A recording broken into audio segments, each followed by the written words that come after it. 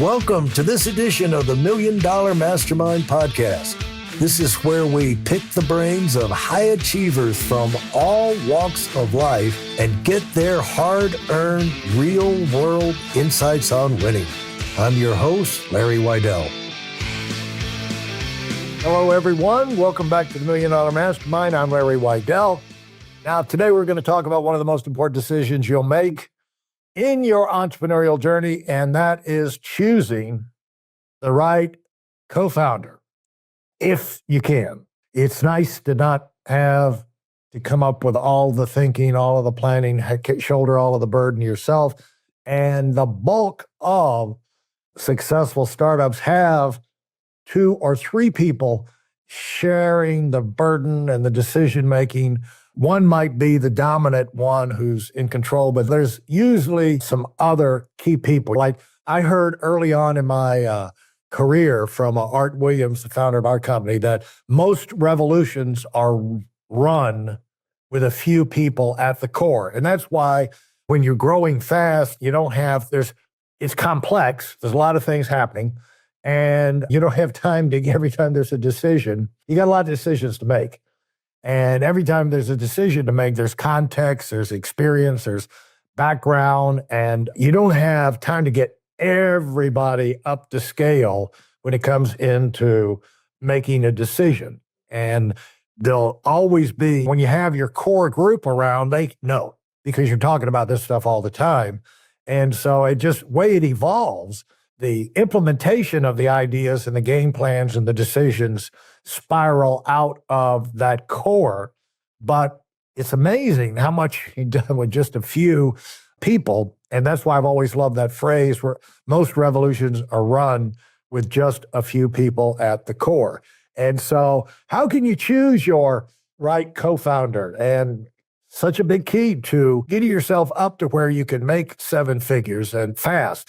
You want to get somebody who can complement your skills, your vision, and the right one will help you accelerate your growth.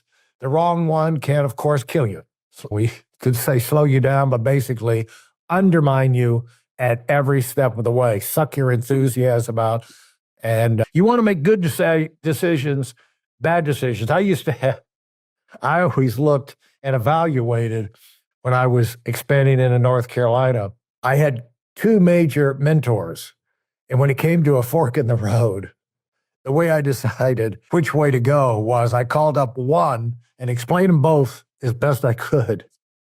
And then one would give me his recommendation. Then I'd go and do the same thing with the other one. And invariably, the one who was actually my closest advisor, he disagreed. His recommendation was not what I felt I should be doing. But the other one was more at a distance. It was hard to get my hands on him and get his time. But he and I were almost like that, completely in sync. So if I got a yes from the guy over here, I knew probably the right thing, but then I had total confirmation if I got a no from the guy on the other side. And so you got to figure out who you can get advice from and just see, do these things how do they turn out?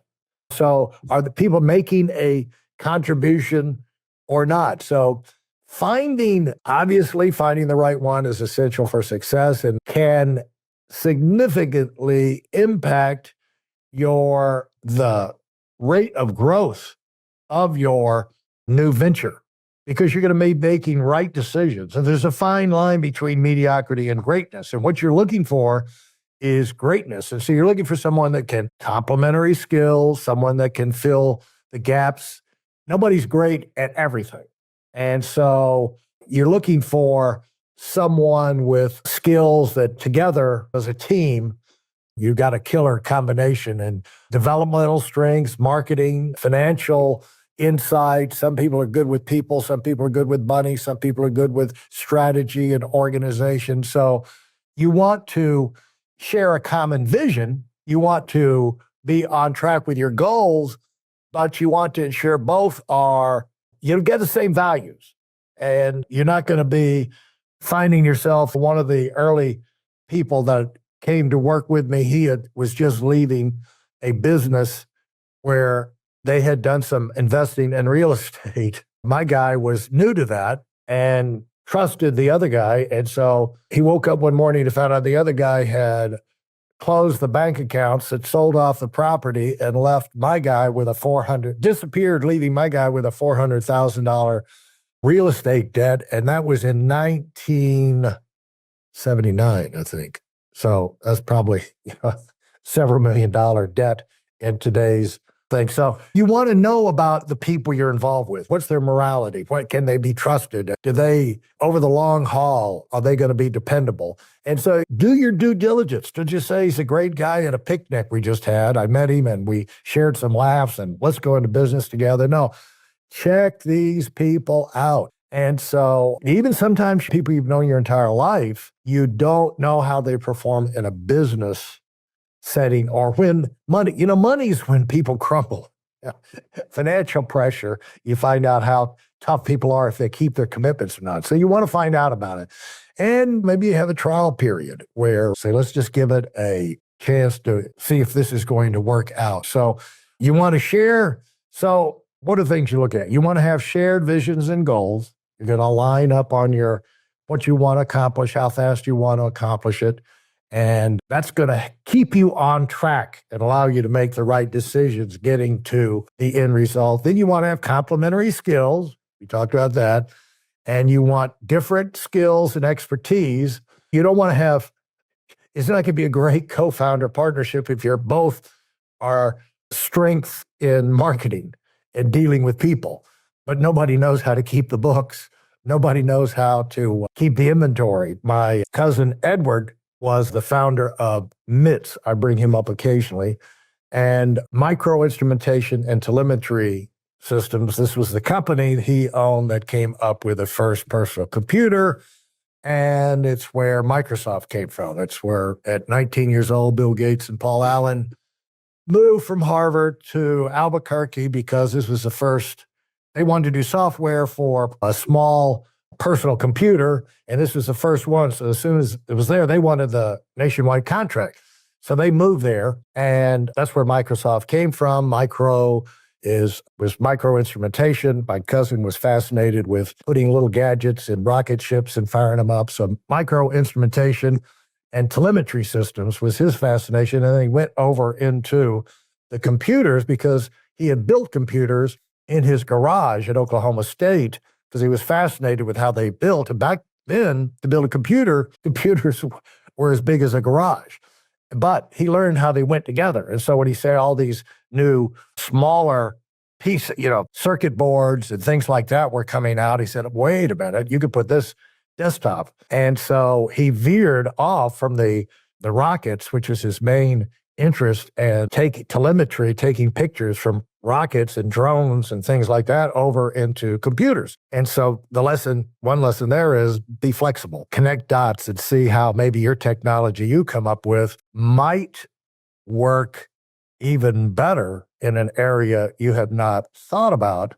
And so anyway, unfortunately with him, he got driven out of the business way too early because he had an operations person who we found out about 10 years later. And thanks for listening to the Million Dollar Mastermind. Now, if you like the episode, don't forget to subscribe, share it with friends, leave a comment, and I will see you next time. My cousin was wondering why everybody was always mad. The customers were mad. The people were mad. It's because this guy, his right-hand man, Mr. Dr. So-and-so, I won't give his name, he would just promise. He was lousy at administration. So he would just promise everything. Oh, yeah, we'll have him there by Friday. Oh, yeah, I'll talk to Ed and we'll get that done. And if he would have probably stayed in that business and made billions of dollars if he had the right-hand man. But it drove him so nuts, their early success, because of the administrative and personnel problems that just kept flooding him, driving him nuts all the time because he couldn't concentrate on design, that he wound up selling for like $2 million, can you believe it, to a German company, sold the whole thing, and they, of course, bungled the whole thing away within 5 years. Pertec is the name of that German corporation. But anyway, Gates and Allen came out okay. They moved back to Seattle, and they did pretty well. But it's the Altair 8800, which is in the lobby of Microsoft up there. And that's where it all started. But having the right co-founder can make a difference between you wanting to just pull your hair out and sell out and just get out of it after with a couple $1,000,000, even if you're sitting on a gold mine, rather than being able to ride the thing out and walk away with several billion. And we've seen this played out many times. So you want to get complementary skills, and you know what your skills are, but you want to get very clearly that the other person is up to your level at the complementary skills. Then you want people that you value their thinking. There's wisdom in many heads, different eyes looking at the same subject, and they'll see things you don't see. So a strong partnership will allow you, but not 30 or 40 people. Again, the small people, a small number at the core. And so a strong partnership will allow for better decision making, and because you get perspectives that you appreciate and you have confidence in. So they're going to bring their perspective in. You hear that and you're like, oh yeah. And how many of us, it won't be long if you haven't done this already. You get a great idea, but you need feedback. It's just like, even if feedback is totally wrong, the feedback, part of it is you need someone to bounce your ideas off of. And as these decisions come, you need to be able to, like, what if we did this? What if we did that? What if we did that? And they may improve the idea, or just you saying it out loud and reading their reactions will tell you what you need to know. But if that's a bonehead over there that you're telling what if we did this? And if somebody's over there, that's not going to give you the feedback that you can trust. So anyway, you want a strong partnership, allow better collaborative decision-making and better outcomes and less costly mistakes. The other thing is accountability. If you've got other high-quality people involved and they've got skin in the game, they're putting the time, the energy, maybe some of their money in. With a co-founder, they're going to hold you more accountable than you would be otherwise. And so you're going to kind of keep each other accountable for effort, energy, financial, how you use the money, and for your commitments, your goals, your timing. Are we on track? If there's, maybe you have an employee that needs to be dealt with. And if it's up to you, it's like, you might let it slide. But if you got a co-founder, we're like, no, that person's got to go. And if you're not going to handle it, I'll handle it. And so that allows you to stay on track. That's just one example of accountability improving with the right co-founder. And then you have networking and resources. A well-connected co-founder can bring valuable networks, resources from their experience, industry contacts, and not just what they show up with in the beginning, but what they develop going forward. Part of this is like recruiting a drafting quarterback out of college to the NFL. It's not how great they are today, but how much are they improving? When they drafted, there's a big thing for those of y'all that too young, this won't mean anything to you, but there's a big dilemma early on. Are we going to draft Peyton Manning, or are we going to draft Ryan Leaf? They both have the same stellar college careers, and there's a big debate.